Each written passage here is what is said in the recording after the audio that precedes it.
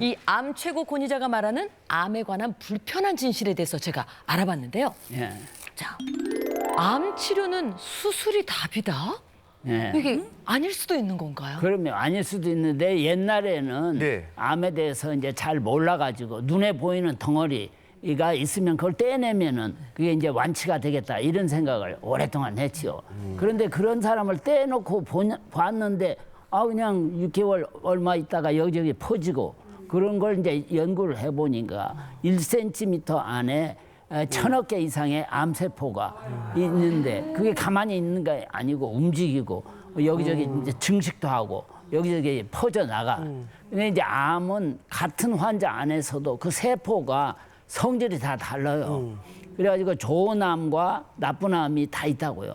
그래서 이제 좋은 암은 초기에 그렇게 우연히 발견되면은 떼내서 완치 정도를 이제 우리가 이룰 수가 있는데 나쁜 암은 그 건드리면은 그게 오히려 더 성질이 나가지고 더 이게 퍼질 가능성도 있고 또 우리가 눈에 보이는 그 주위에 암세포가 얼만큼 있는가를 잘 모르기 때문에 그 수술을 어떻게 하냐에 따라서 굉장히 이제 위험성이 많기 때문에 그런 나쁜 암들은 처음부터 수술을 않고 이렇게 이제 전신 치료. 그래서 이제 요새 암은 전신병이라고 하지 국소병이라고 안 씁니다. 전신병을 이제 국소 치료를 하는 이유는 국소에 그 나쁜 세포가 계속 남아 있어가지고 그게 이제 영어로는 스템셀이라고 하는 그 나쁜 세포가 이 방사선을 쪼인다든지 항암 치료를 하면은 이게 거기에 죽어가는 세포도 있지만 또 어떤 세포는 그걸 저항해가지고 거기서 더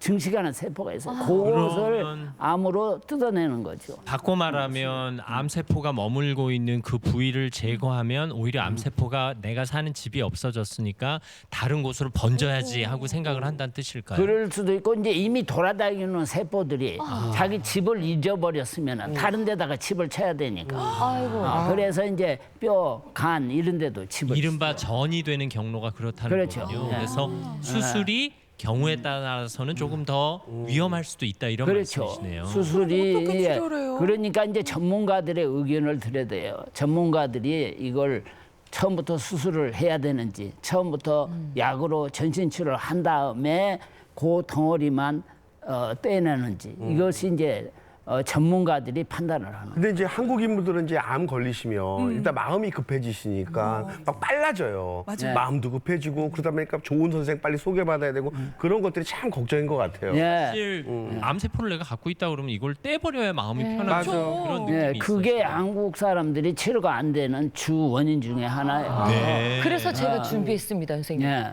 보니까 유독 한국인들이 유독 암 치료가 느리다고요. 예. 제가 이렇게 경험을 해서 보면은 그 비교적 이제 한국계 암 환자들이 치료가 다른 나라 사람보다 잘 안 되는 그 주 원인이 이제 여러 가지 있는데 그 첫 번째가 이제 근심 걱정을 너무 많이 해요. 그 근심 걱정을 너무 많이 하면 우리 몸에서 우선 식욕이 떨어지게 돼 있어요. 맞아요. 그래서 이제 그리고 또 잠을 못 자게 돼 있어요. 그러면 우리가 이제 수면제 같은 걸 쓰면은 위장이 더 늘어나가지고 더 식욕이 없어요. 그런데 이제 식욕이 없어서 식사를 못 하게 되면은 빈혈이 오지요. 이게 한국 환자는 치료했다 그러면 거의 한 달 만에 빈혈이 안 오는 환자를 제가 거의 못 봤어요. 근데 빈혈이 오면은 약이 잘 안 들어요. 잘 안 들어요. 그래서 이제 치료가 안 되고. 근데 이제 먹고 또 마시지도 잘 안 해요. 암 환자는 그 독한 약들이 몸에서 빨리 빠져나가야 되는데 그 물을 많이 마셔야 이제 오줌으로 해서 그 독한 물질이 나가는데 이 마시지도 잘 않아요. 심지어 암은 유방했는데 물이 안 넘어가지고 목에 뭐가 걸렸나 해가지고 그걸 막 미국 의사들이 조사를 하고 그런 적도 여러 번 있어요. 그래서 암 치료는 결국 먹는 거하고의 전쟁이다 이렇게 생각합니다. 네, 사실 저 10년 전에 박사님 나오셨을 때 하신 말씀 중에 아직도 기억에 나는 게 있어요. 환자 앞에 두고 암입니다라고 최초 진단을 발표했을 때 한국 환자들은 그럼 전 앞으로 몇 년 사나요가 첫 질문이고 서양의 환자들은 그럼 제가 앞으로 어떻게 해야 하나요?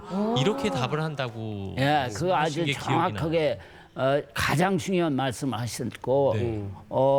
이제 또 하나 예를 들면은 보통 암에 쓰는 약들이 한 20-30%뿐이 안 들어요. 근데 어떤 사람이 듣고 어떤 사람이 안 듣냐를 의사들이 알 수가 없어요.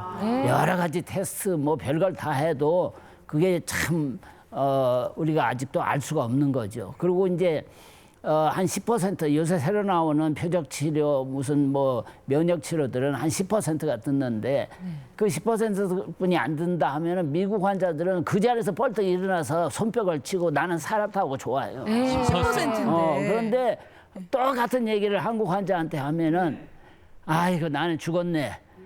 괜히 미국에 왔네.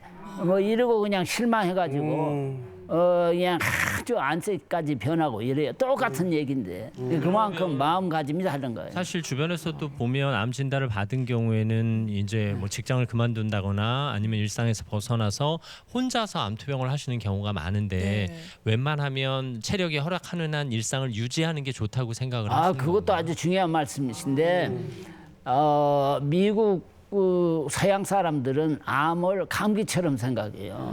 그래요? 그래가지고 누구든지 걸리고 실제 또 누구든지 걸려요. 요새 책에 나와 보면은 그리고 이렇게 이제 치료하면 좋아지고 치료 안 하면 나빠지고 뭐 당뇨, 고혈압, 뭐 만사병이 다 그렇잖아요. 치료하면 좋아지고 그런 식으로 생각해요. 그러니까 자기 혼자만 걸렸다고도 생각 않고 이렇게 하기 때문에 마음 편하게 그냥 평상시에 하던 대로 그냥 마지막까지도 다 일을 하면서 치료를 받아요. 근데 한국 분들은 마치 자기 혼자만 걸린 것처럼 억울해해요. 우선. 나한테 이런 일에. 억울하고 그다음에 이제 그렇게 마치 자기가 무슨 죄인인 것처럼 다른 사람한테 얘기를 안 해달라고 그래요. 근데 미국 사람들은 금방 친구고 뭐 어떻게 교회 다니는 사람은 교회에 소문내가지고 자기를 위해서 기도를 해달라 뭐 막 이렇게 해요. 그리고 같이 식사도 하고 자기 도와달라. 근데 제가 본 심지어 한국 목사님도 저한테 오든지 김 박사 내가 여기 왔다는 얘기를 아무한테도 해달라. 심지어 가족에게도 숨겨달라고 하는 경우도 숨겨달라고. 있죠. 그러니까 치료가 잘 될 수가 없죠. 이 암 치료에 대한 동서양의 비교는 단순히 한국인, 미국인 국민성을 비교하는 게 아니라 양쪽 나라에서 환자들을 많이 경험하셨기 때문에 임상에 따른 우리 박사님이 경험하신 관점이라는 거 양해 부탁드리겠습니다. 걱정을 내려놔야겠습니다. 네. 선생님 저는 요 세 번째 이야기를 듣고 깜짝 놀랐어요. 뭘까요? 붉은 고기를 먹으면 안 된다니요. 안 된다. 다 고기 붉은 정말 고기인데. 좋아하는데요. 그러니까 흔히 나이 들수록 붉은 고기는 피해라 이런 얘기를 많이 그것도 하잖아요. 이제 한 20-30년 전에는 그 붉은 고기를 많이 먹은 분들이 장암에 많이 걸렸어요. 그래서 이제 그 조사를 해보니까 그 고기는 다른 음식보다 훨씬 더 천천히 장에서 흡수가 돼요. 그래서 물은 빨리 되고 그래서 이제 장에 그 압력이 높아진 거예요. 그래서 이제 나이가 들면은 장벽의 탄력성이 떨어지기 때문에 그 압력이 높으면은 개실이라는 것이 생겨요. 벽이 약해져 가지고 거기에 변이 들어가서 염증을 일으켜 가지고 암이 되는 거예요.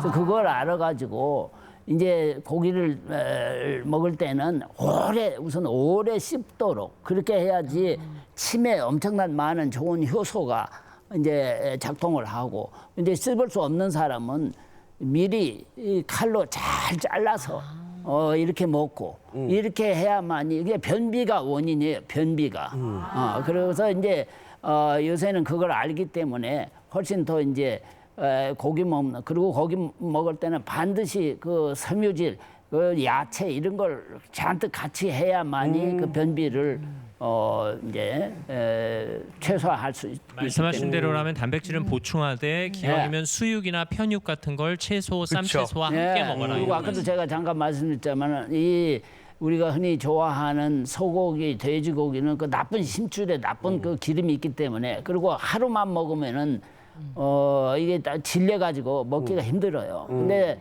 암 환자는 결국 조직이 파괴돼 또 이제 독한 그 항암 치료가 조직이 파괴되기 때문에 가장 필요한 것이 단백질이에요. 네. 그래서 그 단백질이 고기가 많기 때문에 단백질이 많은 그런 이제 육류, 특히 이제 오리고기, 네. 예, 닭고기도 그 가슴살, 그다음 흑염소 이런 것들을 이제 드시면은 그건 매일 조금씩 들어도 그 질리지가 않아요. 대신 이제 그 기름기가 없으니까 맛이 없죠. 네. 이게 맛이 없으니까 김치니 뭐 이런 거 하고 같이 다 야채를 많이 해서 하면은 됩니다. 그래도 이렇게 충분하게 천천히 꼭꼭 씹어 먹는 게 가장 또 좋은 맞아요. 방법이죠. 그게 아주 중요해요. 얘는 평소에 많이 씹다. 옛날에는 껌을 많이 먹으면 아구가 커진다 뭐 이렇게 말을 했는데 그것보다는 건강에 오래 씹을수록. 네. 소화를 돕는 방법. 네, 무조건 먹지 마라가 아니라 잘 아, 먹는 게 그렇습니다. 좋다라는 말씀이셨습니다. 잘 씹고.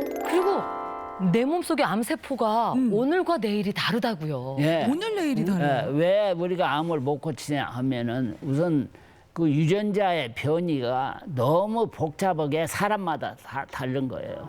그리고 같은 환자 안에서 그 세포의 질이 다 다른 데다가 그 세포가 매일 변형을 해요.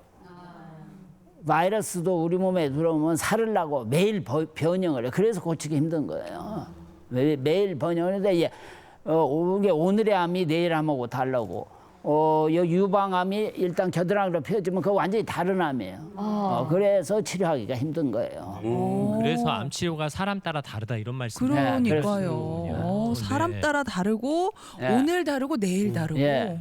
예. 그런데도 아직도 이제 우리가 그렇게 연구를 많이 하고 해도 그 모르는 것은 저절로 낫는 사람이 있는 거예요. 그리고 이제 암 환자 중에 한 5년 이렇게 치료하면은 돈이 떨어졌더니 지쳐가지고 포기하는 분들이 있어요. 네. 이제 우리 의사들이 또 포기할 때도 있어요. 더 이상 쓸 약이 없다든지 이런. 그러면 다 이제 돌아가실 준비를 하는데 죽고 싶은데 안 죽는 거예요. 예. 그런 사람들을 우리가 이렇게 데려다가 다시 조사해 보면 암이 없어진 사람은 거의 없고 어느 순간에 그 암이 그대로 있는 거예요. 멈추는군요. 그래가지고 그런 제가, 분들의 특징을 좀 찾아보셨나요? 제가 그런 분들을 한국계 환자만 해도 100여 명 이상을 많이 보는데 지금 뭐 30년 이상 된 사람도 있어요. 근데 뇌에 퍼져가지고 뇌에 암이 그대로 있지요. 예. 근데 그런 사람들을 공통적으로 이렇게 보면은 자기를 이제 포기한 사람, 자기를 내려놓은 사람, 이제 이렇게 마음을 비운 사람, 이런 사람들이 생기지 그렇게 그냥 착각 속에 이제 특히 나뉘면은 자기 주위가 다 힘들어진다, 굶어 죽는다 이런 착각 속에 있는 사람들. 그러니까 근심 걱정 있으면 안 그리고 되는 뭐 거죠. 아주 그냥 죽기가 억울한 사람들, 이런 무슨 말씀인지 알겠습니다. 사람들에게는 네. 그런 이제 마음을 한 내려놓는 사람도 게 그런 한 자연 치유의 사람도 안 핵심이다. 그렇죠. 이런 말씀이십니다.